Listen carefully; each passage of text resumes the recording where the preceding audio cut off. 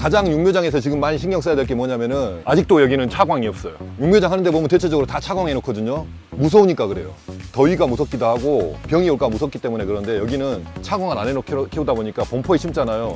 그러면 시들어 죽는 애들이 거의 없어요. 처음에 심어놓고 나서 태풍이 오거나 그러면은 문제가 되는 게 뭐냐면 얘들이 물 빨아 올리는 것은 10으로 만들어 놓고 그 다음에 해가 땡 나면은 12 정도 써버리면은 시들어 버리거든요. 근데 얘들은 계속 햇볕을 갖다가 받다 보니까 나는 오늘도 10을 쓸 거면 그 다음날 10을 쓸 수 있을 정도 지가 다 그 정도 빨아 올려놔요. 그러니까 덜 시들어요.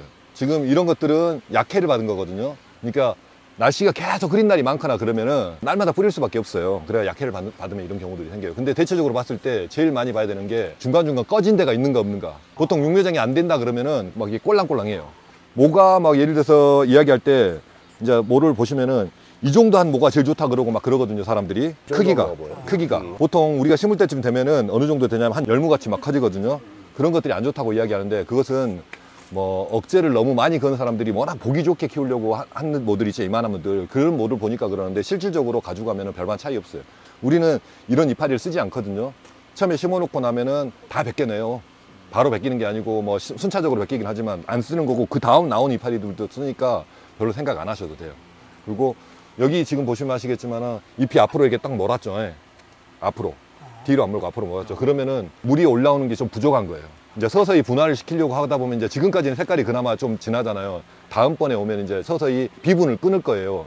그러면 다음번에 모종을 보면은 무슨 색깔이라면 연녹색이 돼 있을 거예요. 그리고 이제 지금 여기 대표님 다 마찬가지지만 우리 이제 선발대라 그래가지고 제일 먼저 심는 대표님 담양 대표님 계시거든요. 그 대표님이 9월 막 5월 정도 심는다 그러면 그 전에 8월 말 정도 돼가지고 1번모 그 다음에 3번모, 2번모, 그 다음에 한 4그루, 5그루, 이제 마지막 끝묘까지 해가지고 4그루, 5그루를 갖다가 여기서 보내주라 받아가지고 담양에서 검경을 합니다.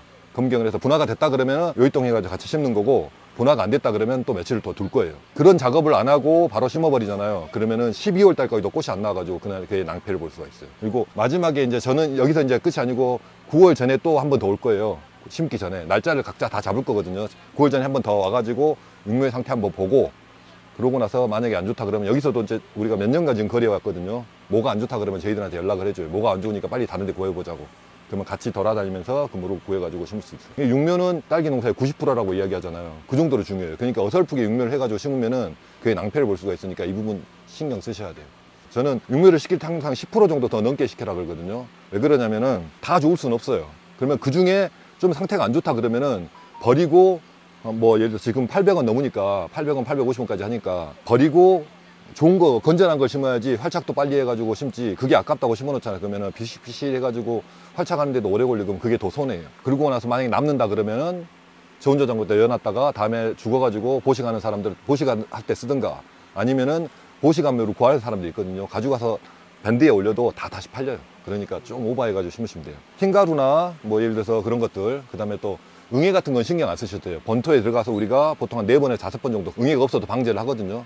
그러니까 잘 뿌리가 내렸나 그리고 생육 상태가 괜찮은가 그런 것들 주기적으로 봐야 돼요. 그리고 어미묘가 지금 아직 안 뽑혔잖아요. 그러면 그 다음번에 왔을 때는 분리된 상황이나 어미하고 분리된 상황들 분리돼 가지고 얘들이 이상 없이 잘 크는가 그 다음에 뿌리는 어느 정도 감았는가 그런 것들 보는 거예요.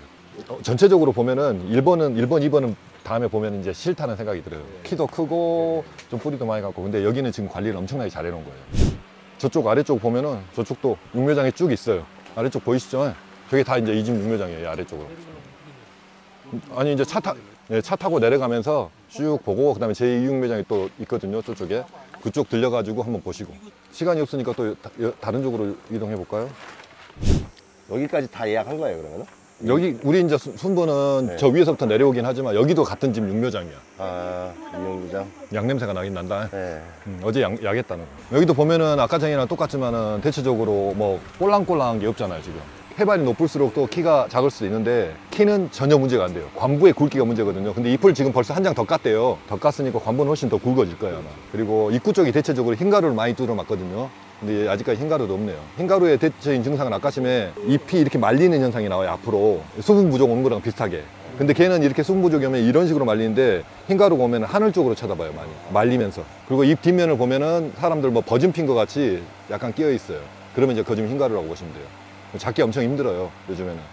그러니까 처음부터 흰가루 있다 그러면 가는과 동시에 바로 흰가루 방제 무조건 해야 돼요. 적시듯이. 그러니까 거의 담근다고 생각할 정도로 담궈야 되는데 우리가 무서워가지고 그렇게 담근다고 생각할 정도로 잘 안 뿌려요. 그러니까 잘 안 잡혀요. 그냥 살짝 뽑아보세요. 그거는 일소현상 때문에 관부가 그 런너부대가 이게 뻘건 애들 있잖아요. 병이 온 것은 여기에 점이 딱 찍혀요. 보통 보면 이게 막 이게 뻘거면 무섭다고 생각하거든요. 근데 이게 햇볕 때문에 그래요. 이파리를 딱 보다가 보면은 크기가 다른 것들 보이잖아요. 그러면 그 부분도 잘 봐야 돼. 근데 육묘장에서는 크기가 좀 다르다고 짱잎이라고 이야기 하진 않거든요.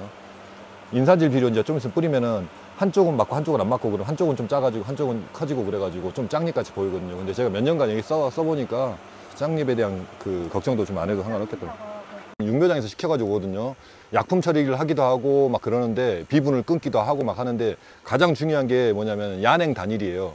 야간에 날씨가 선선해야 돼요. 9월 달에 초에 심는 분들 같은 경우도 이 위에 고냉지에서 가지고 심으면 분화가 돼가지고 일화방 불러내는 데는 별 문제가 없어요.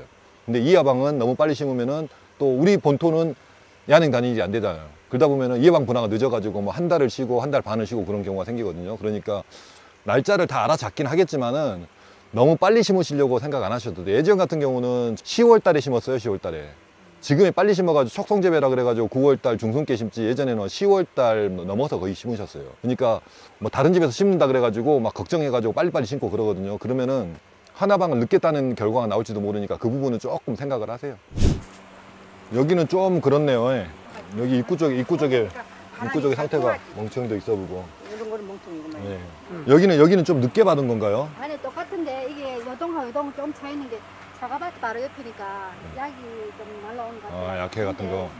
그 뭐야, 제가 최대한 덕후를 해가지고 주니까 병이 있으면 안 돼요. 말라쓰기지. 제가 한 2년 정도는 이게 막 말라쓰겠거든요. 안 내고.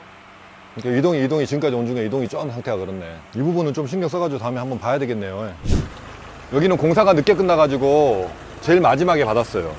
그래가지고 보식모로 팔라고 생각을 하고 있더라고요. 여기도 보면은 어미면을 잘라냈잖아요. 통기가 안 되니까 많이 죽으니까 잘라내버린 것 같아요. 전체적으로 꼴랑꼴랑한가 안 한가 그런 거 좀 보시고요. 처음에 입구 쪽에 들어오면서 창호망 한 군데 있었던데 거기서부터 이렇게 와가지고 이쪽이거든요. 한 30만 주 정도 돼요. 근데 여기하고 다른 것은 여기는 삽목이라는 방식으로 했어요. 끊어가지고 꽂아가지고 심은 거고 저건 유인묘 하나씩 연결해서 한 거예요. 우리는 지금 전체적으로 다 유인묘로 했어요. 지금 아까 그 전하고 집하고 색깔이 좀 다르긴 하죠. 제가 올해 지금 육묘장을 3번째 오거든요. 2번째 왔을 때만 해도 저 집 모는 모도 아니라고 생각했을 거예요 아마. 그 정도 차이가 많이 났어요. 여기가 깔려서 해놔서 그렇지. 아마 덥다 보니까 저희는 그늘막도 없잖아요. 그러면은 그러더라도 먼저 가면서 뒤에 그대로 전달할 테니까 욕심내지 말고 좀 늦게 심으시게요. 15일께가 넘는 게 제일 좋아요. 근데 그 대신 이제 돈은 좀 안 되겠죠. 근데 위험 부담은 더 없어요. 팍 터지는 게 훨씬 더 나으니까 확실히 색깔 자체는 다르죠. 아까 전에 비분이 싹 빠져버는 여기는 비분이 아직 재작년에가 최고였는데 우리 소량인에서 20일 넘어가지고 모종을 받았는데 하나도 퍼른 게 없었어요. 다 뻘겠어요. 가쪽은 노래져 붙고 안쪽은 뻘개져 있고 그래가지고 같이 이제 신문 제자들이 뭐라 그러냐면 대표님 이거 돼요 해가지고 옆에 사람들이 막 난리 났다고 그랬거든요. 근데 대박 났어요. 그러니까 이 이파리는 쓰는 게 아니다 보니까 너무 걱정 안 하셔도 돼요. 분화만 여기도 제가 마찬가지로 이쪽에서 제일 먼저 심는 대표님 있으면 제가 몇 주 뽑아가지고 담양에서 검경을 하든가 우리 쪽은 검경해 준 분들이 없었는데 담양은 아무래도 이제 딸기의 그 고장이다 보니까 거기는 이제 저기 대표님한테도 했는데 날씨가 안 좋아가지고 삽목이 안 좋다고 삽목을 전체 취소시킨다고 이야기를 하더라고요. 저런 것들은 자기들이 심거나 아니면은 보식묘로 팔든가 놔두면은 어쨌든 함양은 모종이 괜찮으니까 보식묘를 쓰거든. 근데 이 정도면 괜찮은데 이 정도도 중간에가 꼴랑꼴랑해. 그러면 쟤네들이 지금은 병기를 발현 안 하지만 다음에 병기 발현해가지고 죽으니까. 그러니까 안 하는 게 좋아.